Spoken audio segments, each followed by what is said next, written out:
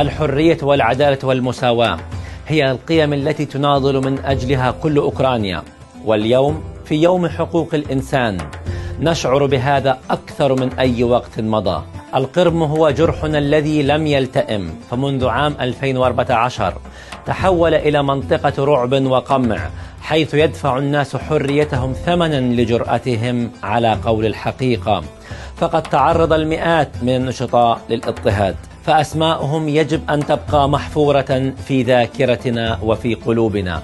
إن شعب تتار القرم هم السكان الأصليون لأوكرانيا، حيث كانوا من أوائل الذين عانوا من الاحتلال الروسي عبر القمع والملاحقة، وحضر مجلسهم فهو الهيئة التمثيلية لهم، والانتهاك المنهجي لحقوقهم، فكلها جرائم ارتكبها المحتل الروسي ويجب أن يعاقب عليها. لقد اتخذت أوكرانيا خطوة هامة بالمصادقة على قانون الشعوب الأصيلة الذي يعترف بحق شعب تتار القرم في أن تكون لهم هيئة تمثيلية خاصة بهم.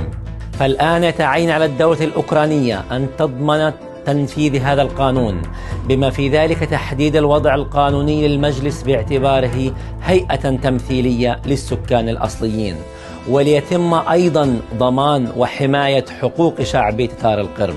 فهذا مهم ليس فقط لتتار القرم وإنما لأوكرانيا بأكملها، فالنضال من أجل حقوق السكان الأصليين هو نضال من أجل الحفاظ على أمة بأكملها.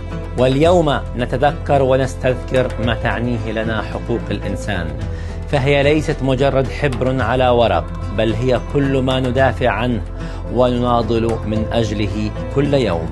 فهذا عهد قطعناه على أنفسنا، لن نصمت، لن ننسى، ولن نستسلم.